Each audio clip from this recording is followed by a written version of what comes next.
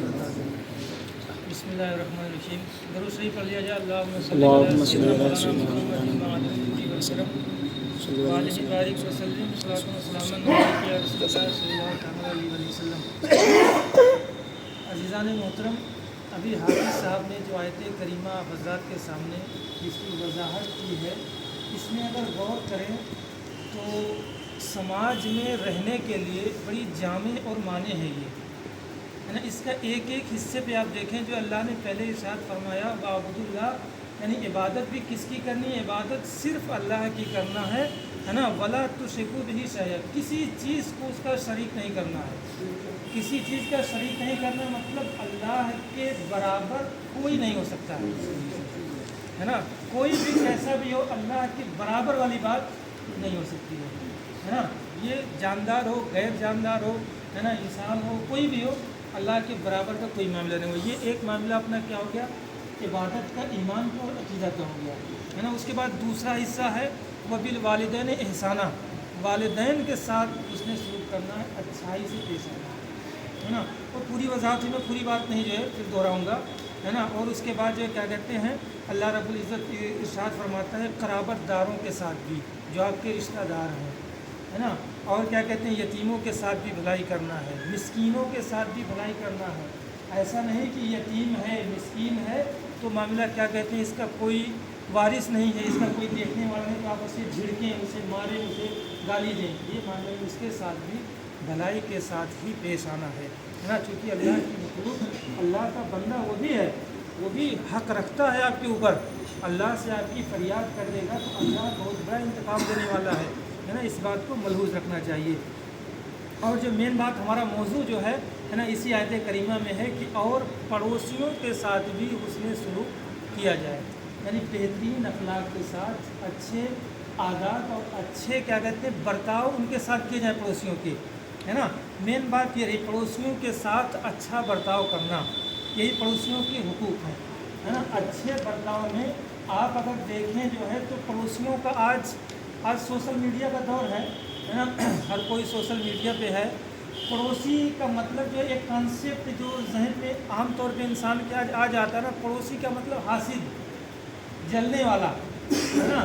ایک سے ایک طرح کے لوگ پڑوسی کے تعلق سے میم بناتے رہتے ہیں، ہے نا، کہ پڑوسی جلے گا تو یہ نہیں، کامیابی نہیں ہے تو پڑوسی کو جلاؤ تو یہ کرو، پڑوسی جلے گا ہی، حسد ہی کرے گا، ہے نا.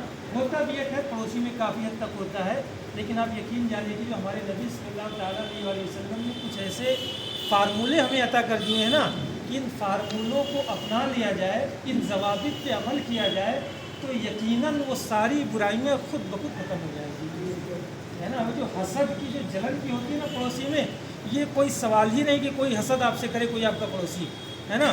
وہ بس آخری روایت میں آپ کے سامنے جو پھر سے دہراؤں گا اسی کو وضاحت کرتا ہوں کہ اللہ کے رسول صلی اللہ تعالیٰ علیہ وسلم نے ارشاد فرمایا کہ پڑوسی کے حقوق کیا ہیں.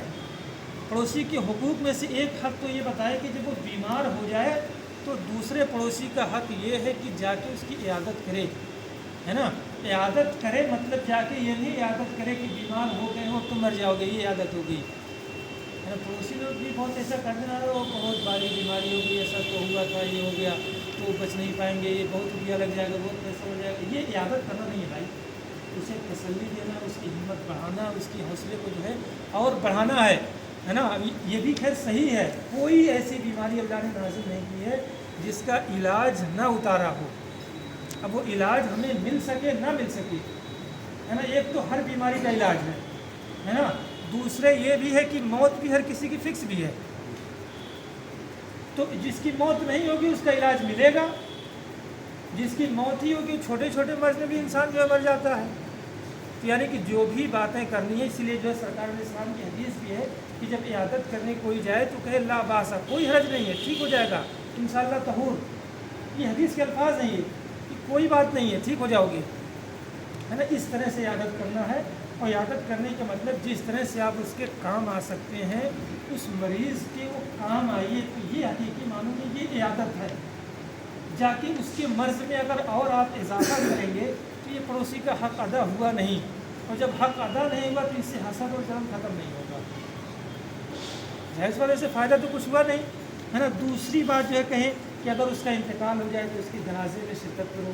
ऐसा नहीं कि आप सोचे बहुत इंपॉर्टेंट काम हमारा है, बहुत अहम काम है, हम ये काम करते हैं, वो काम करते हैं। तो भाई वो दुनिया से रुखसत कर गया है, कम से कम उसके आखिरी मरासिम में तो आपको शिरकत करनी चाहिए ना। पड़ोसी के लाजमी हुकूक में से ये है कि अपने पड़ोसी के जनाजे से राह फरार इख्तियार न करें। कितना भी ज़रूरी काम हो, है ना, उस काम को कैंसिल करे, ये इस काम को जो है अवलियत दे, इस काम में पहले वो शरीक हो, है ना। और जो है दूसरी बात है, अगर वो कर्ज मांगे तो उसे कर्ज दो। आज मामला हमारा क्या है, कर्ज मांगेंगे तो कहेंगे हमको जो है क्या कहते हैं 10% चाहिए। तो एक तो पड़ोसी आपका है, तो मुसलमान भाई आपका सूद सरासर इस्लाम में हराम है। अब सूद की बात करते हो, ब्याज की बात करते हो, तो बताओ हसद जलन आपका ख़त्म होगा? कैसे ख़त्म होगा? जो है आपके पास पैसा, उसे बेचारे को ज़रूरत है, आप पड़ोसी भी हो, आपको सूद भी चाहिए। या अगर सूद के भी दे दिया आपने तो जगह जगह पे बेइज्जत करने पे तुले होंगे उनसे। तो इस तरह से देखिए हसद जो है ख़त्म नहीं होगा, है ना। तो उसे कर्ज दिया जाए, है ना, कर्ज़ हसन दिया जाए, है ना, कि आपके पास जो अल्लाह ने नवाजा है इतना दे दिया। हाँ, ये भी मामला नहीं है कि अगर आपके पास नहीं है तो आप क्या कहते हैं ज़बरदस्ती कहीं से आप कर्ज़ लेके कर्ज़ दें, ये भी आपकी जिम्मेदारी नहीं है, है ना। कर्ज़ भी जो है आमतौर पे वही मांगेगा आपसे जिसे यकीन होगा कि आपके पास है। तो अगर आपके पास है और हकीकत में ये आप जानते हैं और आपका अल्लाह जानता है आपके पास है कि नहीं, है ना, ये बहानेबाजी नहीं चलेगी कि आपके पास है कि नहीं है। आप तो जानते हो आपके पास है कि नहीं है। अगर है, आपके पड़ोसी को शरीक कोई ज़रूरत है तो कर्ज़ आपको देना चाहिए, है ना, ज़रूर देना चाहिए। और जो है तीसरी बात रही, अगर वो बदहाल हो तो उसकी पर्दापोशी करो, है ना। कोई मामला क्या कहते हैं, कोई दिक्कत में कहीं फंस गया है, कोई भी मामला है ना, तो अगर क्या कहते हैं कोई गुनाह उससे हो गया, उसे तौबा भी कर लिया, तो उसके गुनाह को बार बार लोगों के सामने बयान न किया जाए, है ना। अगर उससे वो तायब हो गया, उस गुनाह का प्रचार नहीं कर रहा है तो वो लोगों के दरमियान न बताया जाए, है ना, उसको छुपाया जाए। और अगर हाँ कोई उसको अच्छाई पहुँचे, कोई कामयाबी मिले उससे, है ना, कोई डिग्री मिले, तो जो है आप उसकी खुशी में शरीक हो, उससे मुबारकबाद पेश करो, है ना। ये भी मामला क्या कहते हैं ज़रूरी है। अगर कोई मुसीबत पहुँचे तो उसकी ताज़ियत करो, कोई भी मुसीबत हो, है ना, उसके परिजनों में से, उसके ख़ानदान में से कोई जो वफ़ात कर गया है या और कोई दिक्कत आ गई है, किसी का एक्सीडेंट हो गया, किसी को तकलीफ़, कोई बीमार हो गया है, तो आप उसकी हिम्मत बढ़ाओ, है ना, उसकी हौसला अफजाई करो और जो क्या कहते हैं उसकी ताज़ियत करो। कहो कि उसके साथ हम हैं, आपके साथ हम हैं, जो ज़रूरत होगी इंशाअल्लाह आपकी जो पूरी की जाएगी। और एक और बड़ी अहम बात है जो है ना, हमारा मुआशरा इसमें जो है एकदम से क्या कहते हैं मुलव्विस पाया जाता है। अपने घर की इमारत उसकी इमारत से बुलंद ना करो, है ना, ताकि बुलंद ना करो कि उसके घर की हवा ही रुक जाए।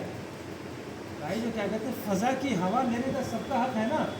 अब आपने इमारत अपनी इतनी बुलंद कर ली, अब उसको हवा या सूरज की जो रोशनी मिलनी थी वो मिलेगी नहीं, तो नेचर से जो क्या कहते हैं वो महरूम हो जाएगा।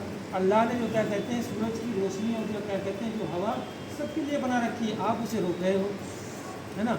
हाँ, मामला इसमें भी मसला ये है, अगर आपको ज़रूरत हो तो अपने पड़ोसी को राज़ी कर लेना चाहिए इस बात को कि मैं अपनी इमारत बुलंद कर रहा हूँ, है ना। इसीलिए इसका सबसे बेहतरीन तरीका ये होता है कि जब दो घर बनाए जाए तो बीच में थोड़ी सी जगह छोड़नी चाहिए। तो अगर जो जगह छोड़ देते हैं ना, तो आप इमारत बुलंद भी करेंगे तो हवा उसकी रुकेगी नहीं। और मामला यहाँ तक कि हमारा हो जाता है कि छोड़ने की तो बात ही दरकिनार है, कब्ज़ा करने पे तुले हुए रहते हैं। हम कहते हैं मुसलमान आपस में लड़ा पड़ा है। भाई किसी को तो लड़ाई ख़त्म करनी पड़ेगी। हर जगह हम जाहिर सी बात है कब्ज़ा करने पे तुले हुए हैं, हम अपने भाई की मदद नहीं करेंगे। हर कोई कहीं ना कहीं मतलब जो है भिड़ाए हुए है। भाई ये सब करे रहोगे तो जाहिर सी बात है मुसलमान आपस में लड़ा ही रहेगा। लड़ाई ख़त्म करना चाहो तो कुछ नहीं है। दुनिया बड़ी लंबे दिन की नहीं है दोस्तों, है ना।